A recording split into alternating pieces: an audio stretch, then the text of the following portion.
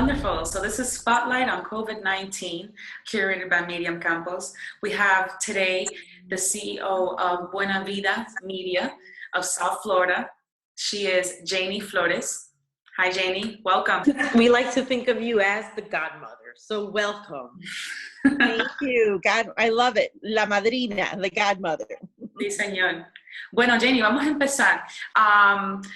We want to know how involved is Buena Vida Media and your knowledge and leadership as a small business, resource and just someone to confide in the South Florida community. How is that going in the past 2 months? And how has that been impacted and affected by COVID-19? Well, thank you, first of all, ladies, for inviting me. Congratulations on this wonderful initiative, Miriam. I think that this is definitely a very important, event, a very important, initiative to be able to reach small business owners and other people throughout South Florida with information on, how they can get through COVID-19, not just to thrive, not just to survive, but to thrive as well. I have to tell you that over the past 2 months, we really have had a chance to see how COVID-19 has affected a lot of vulnerable populations in the U.S. and particularly in South Florida. With regards to our small businesses, we're facing challenges on numerous fronts. Obviously, keeping ourselves healthy, keeping ourselves safe, keeping our employees healthy and safe as well is the first priority. And then, of course, we're faced with the economic impact of having to close many, many businesses and how that's impacted our businesses and the viability of being able to continue. And then, of course, for many people, for many businesses that have never made that transition to online and digital platforms or do not have a strong presence on social media or even have a website, this definitely has been a wake-up call for them because they've realized that they're being left behind because they have not transitioned. And again, in South Florida, where we have a lot of Spanish-speaking entrepreneurs and small business owners, the language barrier has been another obstacle for many of these businesses to receive services and to receive important information that will help them get through this particular pandemic. So there's a lot of challenges that are facing the small business community in South Florida, small business owners, medium business owners, large business owners.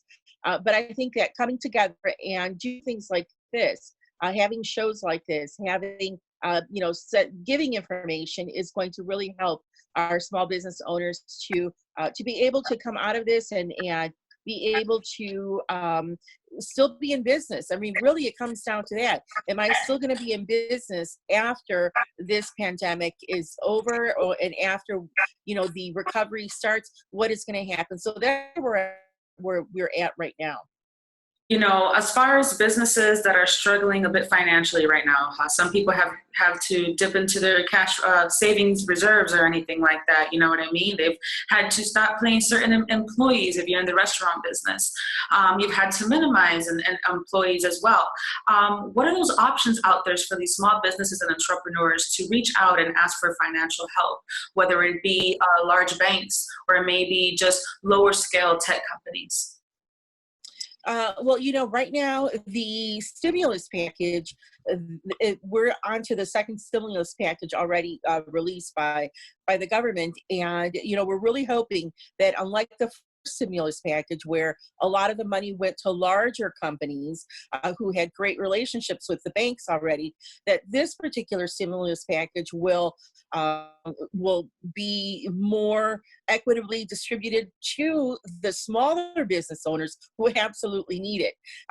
And so that's, Congress right now, when they released it, that was one of the conditions that small business owners, the small mom and pop shops across the country, we're the backbone of this economy. We're the ones that really need the money. So that's been happening a little bit more. There have been some hiccups even with the second rollout, because there's so much demand.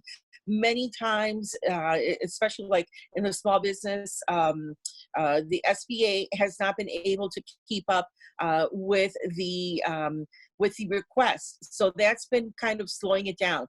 One of the great things that you can do, one of the advice that I would give, and you know, we've been talking about this in a lot of different organizations. I'm part of the Florida Task Force COVID-19, and one of the conversations that we had was, if you can work with a smaller local banks, so community banks, credit unions, that is a much, you have a better opportunity to have access to those funds that you need to continue your business. The other very good advice is fintech companies like Square, like PayPal. Many solopreneurs and many small business owners use these fintech companies to receive payment. And these fintech companies have been allowed, like the banks, they've been allowed to participate in processing these loans. They're very hungry. They're very enthusiastic about, getting money for the people who apply to them. And so you have already seen a lot of small businesses receiving some of the funds through their application through the fintech companies. So I think that's something that is really important to get out there to the community of small business owners. Look at the fintech companies as a viable option to be able to get money to sustain yourself, your employees, your rents. People still have to pay rent.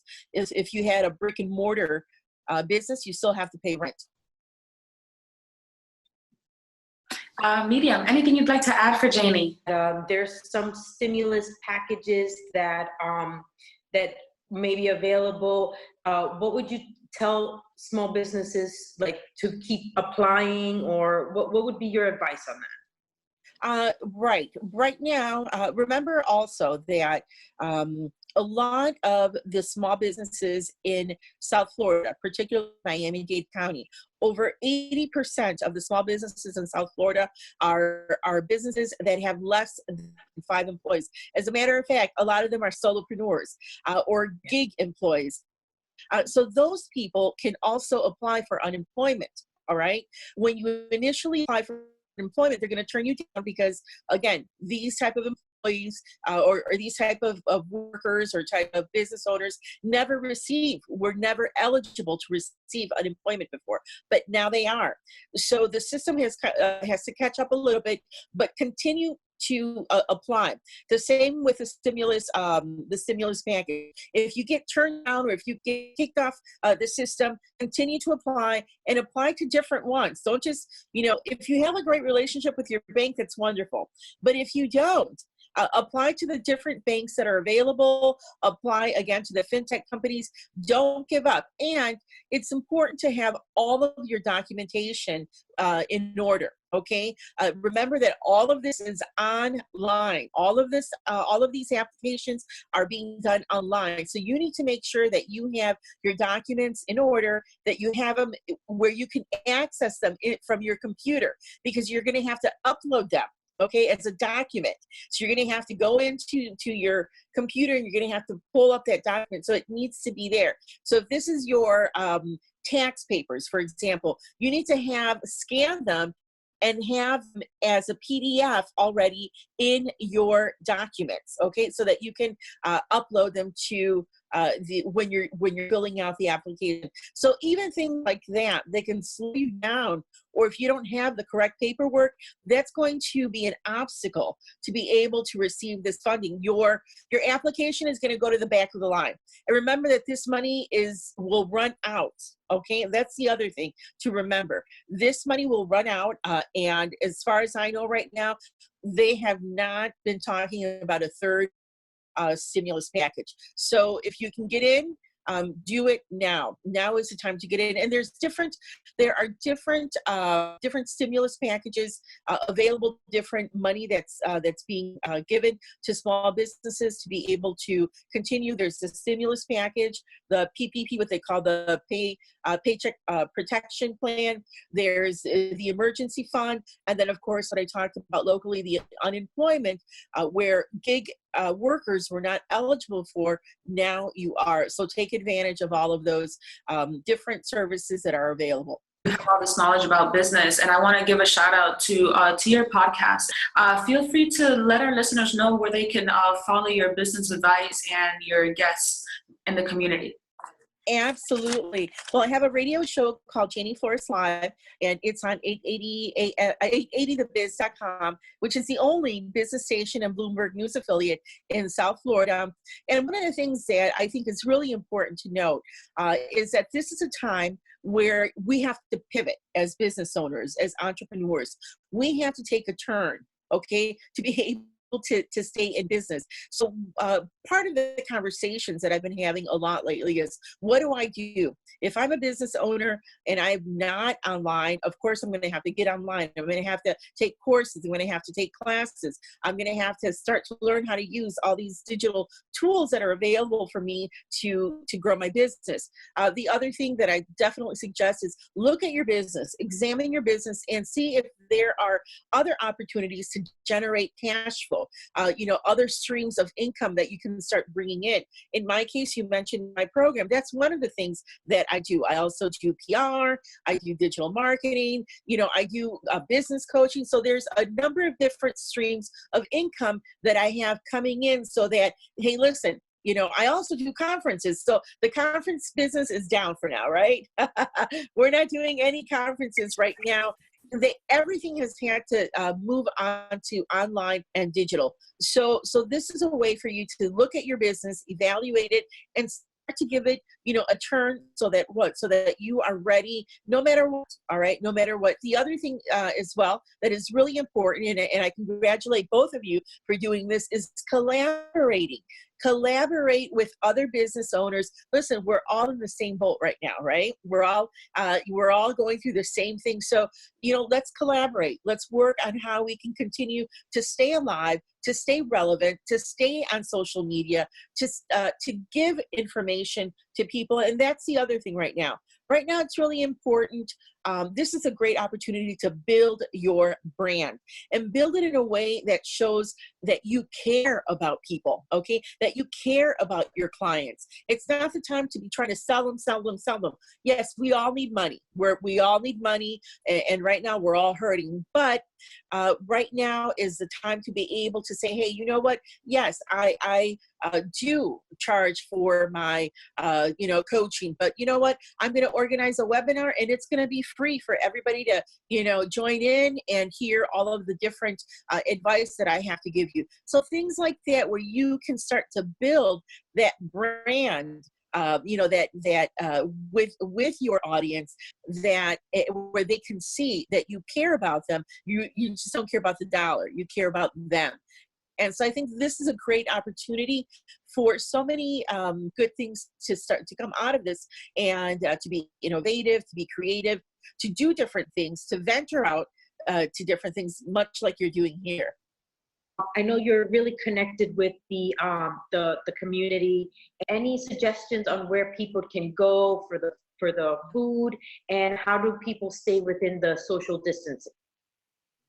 Okay, well, right now, unfortunately, we are going through a difficult times, and you do see, a lot of different organizations, thankfully, that are out there providing food, doing food distribution. There's a lot of them. So one of the places that you can go to get information on the different dates and locations is an organization called Hispanic Unity. And they put out a list every Monday for the week, okay, of all of the different locations in Miami and in Broward, Miami-Dade and Broward counties, of the different locations that are giving out food and the times. So that's a place that you can go to Hispanic Unity. Obviously, your municipalities are also very active right now. I know that the mayors from Doral, the mayors from Miami Lakes have been on my show, and they're both doing a lot of food distribution within their cities, and of course, doing it in a way that is, keeping the social distance. People pull up in their cars, their trunks are open, the volunteers, put the food in there, and they move along so that nobody is in direct contact with anybody. So those are important things that are going on. The other thing for small business owners, if you're not a part of a chamber of commerce, now is the time to join. Okay, many chamber of commerce organizations right now are either doing discounted or free memberships because they know that people need information. I'm a part of the Florida task force COVID-19.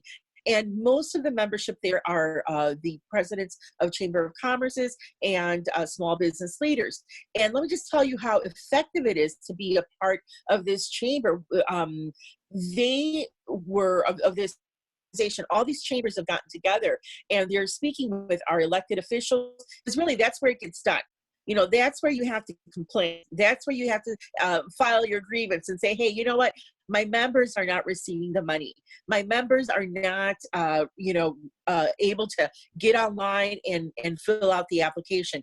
It's the elected officials who are going to put pressure to resolve these situations that are impacting their membership daily. And, we're having conversations with the different elected officials, Rick Scott, with Marco Rubio, Donna Shalala. All of these elected officials are hearing these different organizations, and they're representing their members. I've been a member of the Latin American Business Association, LABA, for many years. And I always say that the reason why I'm still in business is because of LABA, because of all the connections that I've made through this type of organization. So sometimes it may seem scary, especially for solopreneurs. I know that when I first joined, I'm like, well, you know what? I'm in an organization and there's all these people with companies and they have 100 employees, 200 employees. Well, what am I doing here? But you know what? I think people are willing to help, and making those connections is very important. So I really encourage you to do that right now. That's definitely a must do for this time. Great, thank you. And then just one more question for you. Sure. We're just wondering, there's some talk about the reopening in the coming days, possibly Thursday, Friday, some places are opening. What is your input on this? What would you suggest? You know what? Hopefully the reopening in Florida will be gradual. Will be a gradual reopening. Definitely in South Florida, we are not ready to open. And let me just tell you, our mayors are in agreement with that. They've opened up a couple of parks here and there, but the beaches are still closed. And they've gotten together. They're working together so that they're not opening one beach, and because it's not open, if it's Miami Beach and it's open, everybody will go there, right? That's not going to happen. So right now it's too soon to open up everything. And so it'll be a gradual reopening. Obviously, the testing is very important.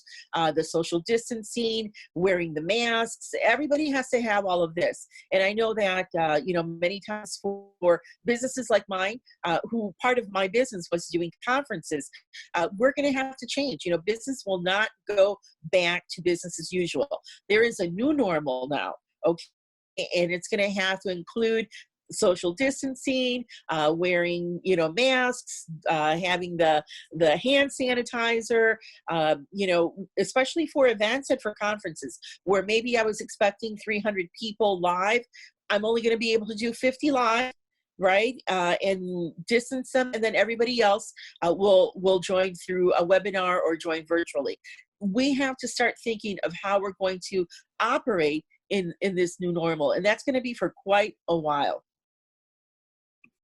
Janie, once again, thank you so much for your time today. I would like to take the time once again for you to mention your social media and your websites and what you and Buena Vida Media can do for those out there in the community. Absolutely. Well, once again, thank you very much, ladies, and congratulations on this wonderful collaboration. I absolutely love it, and I'm honored to be the madrina. Yes, Absolutely. love the madrina. Yes, I love it. You can reach me again at Buena Vida Media on all social media platforms. I have all my information there, all of the events, all of the webinars, any interviews I'm doing. I'm going to put this on there as well. You can reach me there, and all my services are available. You know, we do a lot of business coaching, especially in this time. We do a lot of webinars, digital marketing, and really helping small businesses, especially on the Spanish-speaking side, to close that digital gap. There's so many great tools, digital tools that are available for us to use, and they're free.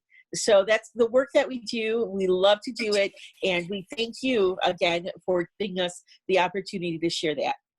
Thank you, Janie. Stay Thank you, blessed. Janie. Thank you. Love you guys. I love you too. Thank you. Thank you. Mwah. Called Let's Talk Business. In today's segment, I have someone very special.